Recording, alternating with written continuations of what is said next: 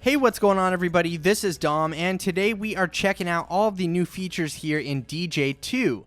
This is a new app available on the App Store, and there's an iPhone, iPod Touch version, and also an iPad version of it. But there are some pretty awesome features here, and I just want to give you guys a quick walkthrough of some of these standout features that I noticed and I thought were pretty cool. And I just want to kind of show you guys what it's all about. It's a huge upgrade from the previous version of djay. So let's get right into this. Now, on the main screen here, you're probably familiar with this layout. It's the same style of layout that you saw in the first djay app, but we have these colorful waveforms here at the top. And as you can see, they are actually colored according to specific parts of the song. So these two parts are similar, these two parts are similar, and you can see that reflected in the color of the waveform. So it's actually a pretty cool little feature there. You can quickly glance at it and be able to tell, which part is coming up, whether that be a verse or a chorus. You can quickly jump to them if you need to, just based on looking at the color of the waveform there. If that's not enough, we also have an expanded waveform view. So if we tap on the little waveform button right below the record button there, we can pull open this giant HD waveform view, and it looks very nice. Let me just turn this down real quick, and I'll play this for you so you can see them scrolling along. They actually do look very, very nice, and you have different color coding depending on which type of instrument is in the song. So you can see right here we have this orange waveform on the left. That is actually a kick drum, and then we have the blue one as the snare. So we have a kick right there, another kick drum, and then a snare hit right there. And you can visually see those right in the waveform as it's playing. So it's a very, very handy feature.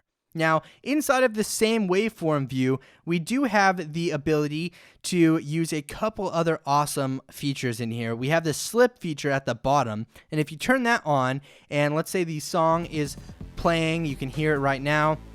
If you go to scratch on the track, it'll actually keep the song playing in the background and drop it back in perfect time when you let go. So I'm not a DJ, so don't take this as like a real world example, but if I'm scratching and then I let go, it'll drop the song right back in time, especially if it's synced with another song here. So I can go ahead and scratch, and then it'll drop right back in time, as you can see right there.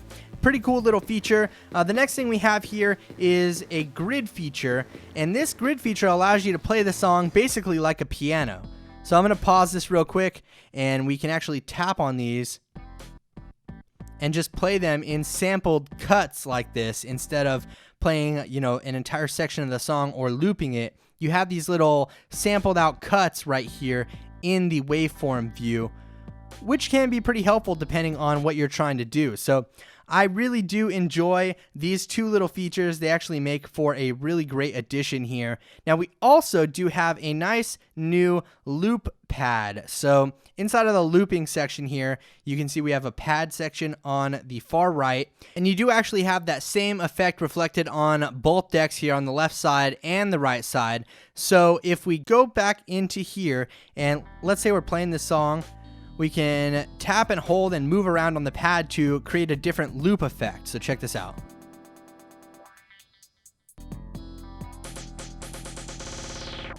So you guys get the point there.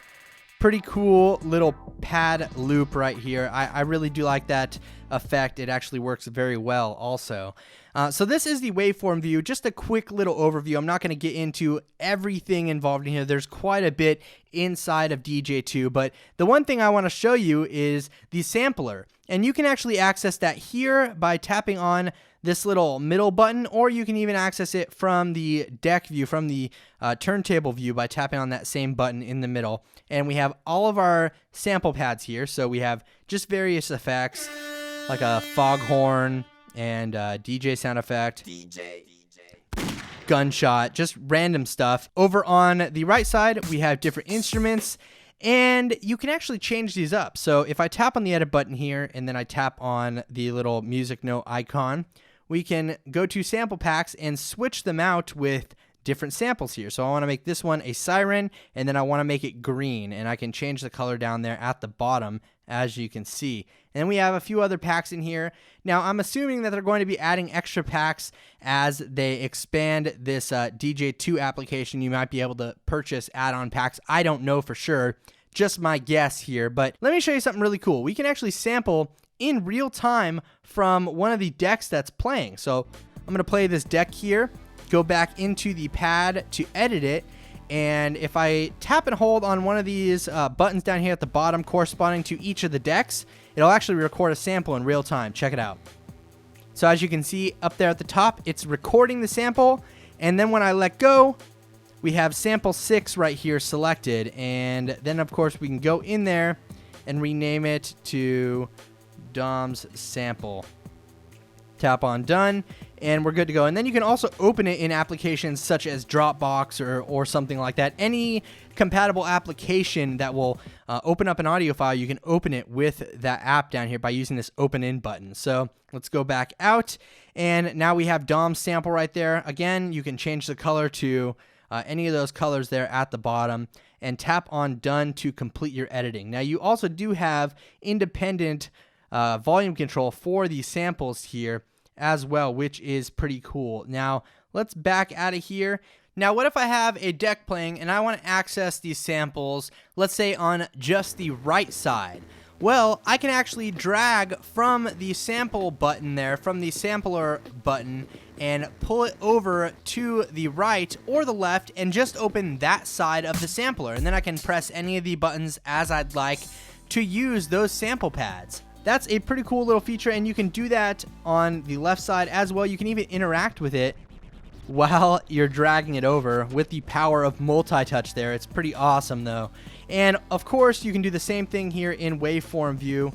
You can access that side of the pad just by sliding over. You can still even touch it as you're moving it away. So just little details like that, I guess, make an app very nice. Now, if we go back into the turntable view, this is one thing that these little details like this make apps shine, in my opinion. So on the record here, we actually have real grooves that are rendered for each song. So as you can see, the grooves on this vinyl or this virtual vinyl are different from the ones over here. And that is because, like I said, they are rendered specifically for each song to match up with the breaks. So if we drag this over here to that break, you can see that little dip in the vinyl right here, that little gap, that is corresponding to that specific break in the song.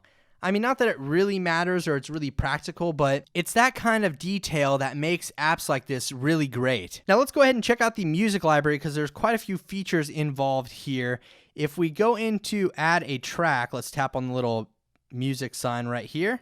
We pull up the little music library, and it's cute. It's kind of small, but that's not really enough space all the time. So if you tap on this little expander button in the corner, you can actually expand the library to full screen.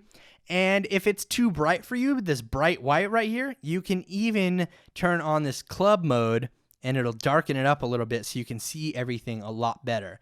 Now, of course, you have all your BPMs, times, artist, and track name listed in here, but you can even sort them by BPM. So I can have them all sorted by a specific BPM, or I can sort them by title, artist, time, anything like that. And then we have this analyze button here at the top that'll allow you to analyze the songs in your library. You can analyze all of them, so they're all ready to go. Another thing we have at the bottom is the queue.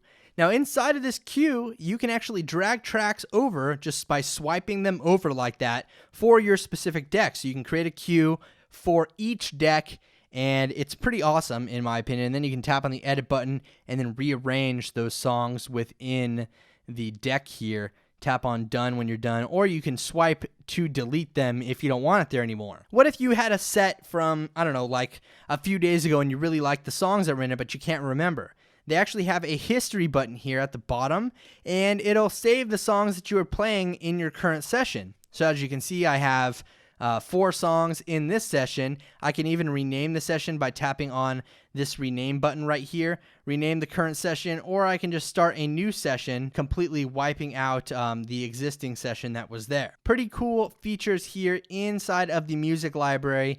I really do like some of the features they put in it. It just makes it more of a pro app. Now, obviously, you're not going to be DJing a bunch of clubs with just an iPad, but it does help out when you have these expansive tools within the application. It really does make it a breeze to use, in my opinion. Now, the last thing here that you can do inside of the music library is preview tracks. So if we tap and hold on a track here, let's tap and hold on one of these tracks, you can then tap the preview button and preview the track right there inside of the library. And then, of course, you can pause it when you're done and back out of the library if you need to. But it just gives you a way to preview them on the fly. And if you have the DJ connector hooked up like that, I think a couple of people make them. Griffin makes one, I know for sure. If you have that hooked up, it'll actually route that preview through your headphones as opposed to through the regular speaker output, which is definitely helpful when you're trying to prep things for the next song in line. And the last thing I want to show you here is portrait mode. That's right, we can actually flip this over and go into portrait mode here within the DJ app, and that works for the waveform view or the turntable view, either one. And then, of course, you can switch to the other table just by tapping that arrow there at the bottom. So this will conclude my overview of djay. I just wanted to give you guys a look at some of the features that I thought were cool and a lot of the new features inside of the app. So go ahead and check it out. Right now, for the next 7 days, it's available 50% off. You can get it for 99 cents for the iPhone version and $4.99 for the iPad version. And I'll drop links down below for you in case you want to go check it out. After the week sale is up, it will go up another 50% from there, so keep that in mind. But let me know what you think about djay down in the comments below, and leave me a thumbs up if you enjoyed this video. Thanks again for watching, everybody. This is Dom, and have a great day.